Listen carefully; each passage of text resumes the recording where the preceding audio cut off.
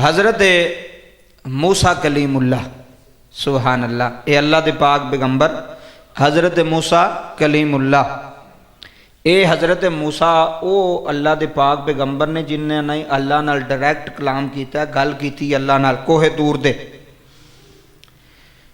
हज़रत मूसा अलैहिस्सलाम एक दिन अल्लाह दी पाक बारगाह दे अंदर अर्ज करते ने, गल बड़ी सुनने वाली है। अर्ज की मौला तू कायनात नूं रिज़क देण वाला है, कायनात नूं पालण वाला है। कौन पालदा सानू? अल्लाह ही पालदा ना। मैनू भी अल्लाह भी पालदा, तुहानूं भी अल्लाह पालदा, जिहड़े साडे पहले टुर गए उन्होंने भी अल्लाह ही पालदा, अग्गों भी जिन्ना आउणा उन्होंने भी अल्लाह ही पालना। रब्बुल आलमीन ने कायनात दा परवरदिगार है, रिज़क देण वाला है, पालण वाला है। ते मौला ए मैं दो भाई वेखे ने, सक्के भाई ने, एक अमीर है ते एक गरीब है। ए हुण जुमले सुनियो जरा। हज़रत मूसा अलैहिस्सलाम ने अर्ज की मौला दो सक्के भाई ने, एक अमीर है तो एक गरीब है, तो रिज़क तो तू ही सारिਆਂ ਨੂੰ देना है, तो एक ही मामला है। अल्लाह ने हज़रत मूसा अलैहिस्सलाम ने फरमाया ठीक है, अगर तू ये कहना वे कि एक अमीर एक गरीब है तो असी उल्ट कर देने। वो इंज होया कि जेड़ा गरीब सी ना जी वो अमीर हो गया, तो जेड़ा अमीर सी वो गरीब हो गया।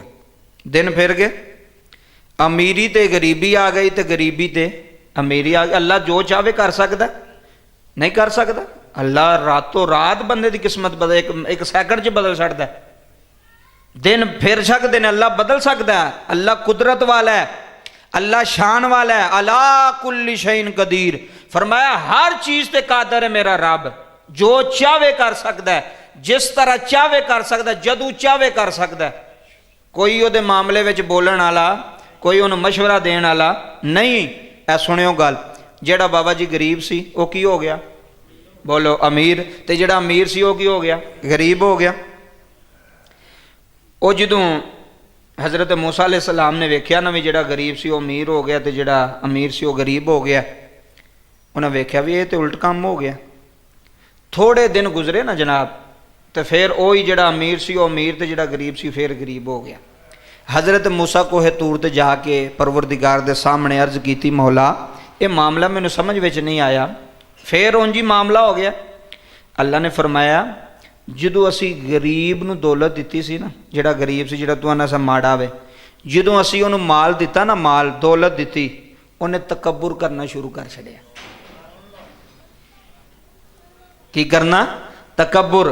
बंदे कोल नवां नवां, बंदे नवां नवां पैसा आया इन्हां कोल, वो क्यों कहते हैं? वो बंदे के अंदर आकड़ होंदी है, बंदे के अंदर गरूर होंदा है, बंदे के अंदर तकब्बर होंदा। वो पैसा बोलदा है, वो माड़े बंदे नाल सलाम भी नहीं लैंदा, वो माड़े बंदे कोल बहना भी पसंद नहीं करता, माड़े बंदे नाल गल करना भी पसंद नहीं करता।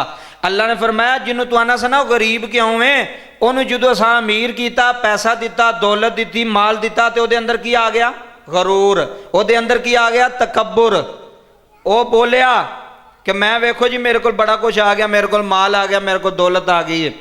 तो जेड़े बंदे नूं असां माल दिता सी ना, वो माल विच भी आजिज़ सी, वो अमीरी विच भी आजिज़ सी। आजिज़ी बड़ी वड्डी चीज़। माल होवे तो फिर भी झुक के रहो, दौलत है, पैसा वे, गड्डी है, जायदाद है, फिर भी झुक के रहो। तकब्बुर अल्लाह नूं पसंद, बोलो गरूर अल्लाह नूं पसंद नहीं। कई बार वेखे ना प्यो कमांदा होवे तो पुत्र नूं कोई गड्डी लै दो ना नवीं, तो फिर बूंगे की सड़क तो भी इंज रेस दे के लंघदा भी पता लगे जनाब इन्हां गड्डी लई है, दस्सण वास्ते। हालां प्यो पुत्र नूं समझावे भी पुत्र माड़े दिन भी असीं वेखे ने, ते इंज दा काम ना करी महल्ले विच जिहदे नाल तेरे प्यो दी बेइज्जती होवे, तेरा बाप जलील होवे, रुसवा होवे। अपनी औलाद नूं भी सिखाओ होवे तकब्बुर नहीं, आजिज़ी विच रहो। जिन्ना तुसीं आजिज़ी विच रहोगे अल्लाह तुहानूं होर ज़्यादा अता फरमाएगा।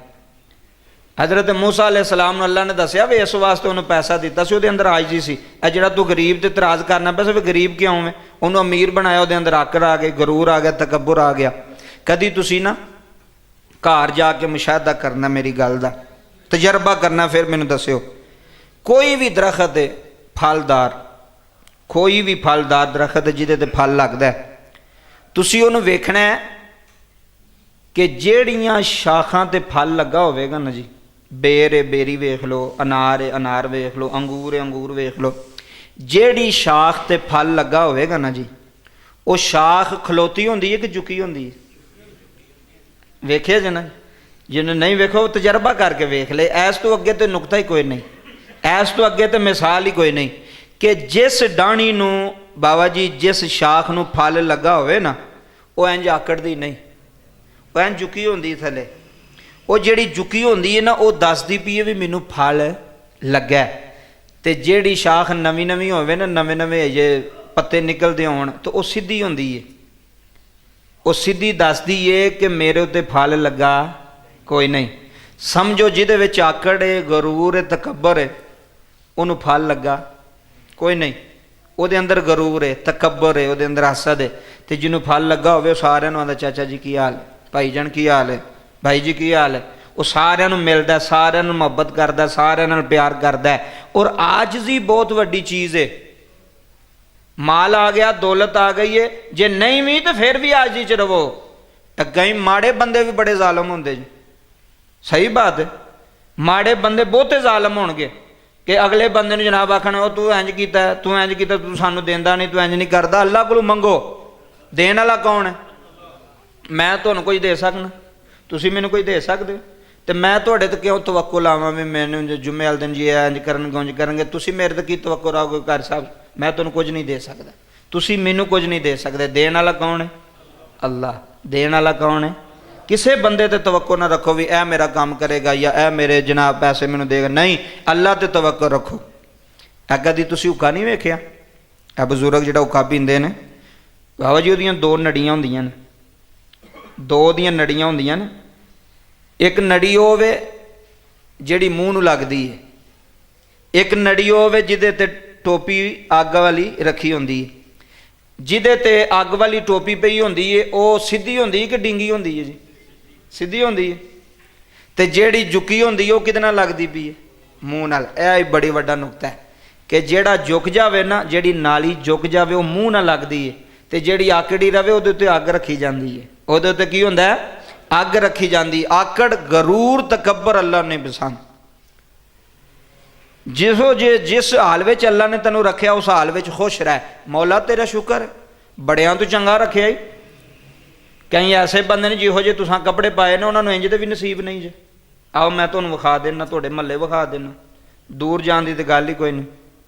ਜਿਹੋ ਜਿਹਾ ਤੁਸੀਂ ਖਾਣਾ ਪੇ ਖਾਂਦੇ ਹੋ ਇੰਜ ਦਾ ਖਾਣਾ ਵੀ ਨਹੀਂ ਉਹਨਾਂ ਨੂੰ ਨਸੀਬ। ਤੇ ਫਿਰ ਤੁਸੀਂ ਚੰਗੇ ਨਹੀਂ ਕਈਆਂ ਤੋਂ, ਆਲਾ ਨਹੀਂ ਕਈਆਂ ਤੋਂ। ਤੇ ਸ਼ੁਕਰ ਅਦਾ ਕਰੋ, ਯਾ ਅੱਲਾ ਇੱਜ਼ਤ ਹੀ ਦੇਣਾ ਪਿਆ। ਕਿਸੇ ਦੇ ਸਾਹਮਣੇ ਤਲੀ ਤਾਂ ਨਹੀਂ ਅਸੀਂ ਕਰਦੇ, ਕਿਸੇ ਦੇ ਬੂਹੇ ਦੇ ਅੱਗੇ ਤੇ ਨਹੀਂ ਜਾ ਕੇ ਬੈਠੇ ਵੀ ਮਲਕ ਸਾਹਿਬ, ਚੌਧਰੀ ਸਾਹਿਬ, ਮੀਆਂ ਸਾਹਿਬ ਸਾਨੂੰ ਕੁਝ ਦਿਓ। ਅੱਲਾ ਤੁਹਾਨੂੰ ਦਿੰਦਾ ਪਿਆ, ਤੇ ਘਰ ਬਹਿ ਕੇ ਦਿੰਦਾ ਪਿਆ, ਤੇ ਇੱਜ਼ਤ ਨਾ ਦਿੰਦਾ ਪਿਆ। ਅੱਲਾ ਦਾ ਸ਼ੁਕਰ ਅਦਾ ਕਰੋ ਹਰ ਹਾਲ ਵਿੱਚ, ਜਿਸ ਹਾਲ ਵਿੱਚ ਰੱਖਿਆ ਉਹਦਾ ਸ਼ੁਕਰ ਅਦਾ ਕਰੋ ਕਿ ਮੌਲਾ ਤੇਰਾ ਲੱਖ ਤੇ ਕਰੋੜਾ ਮਰਤਬਾ ਸ਼ੁਕਰ। ਅਗਲੀ ਗੱਲ ਸੁਣੋ।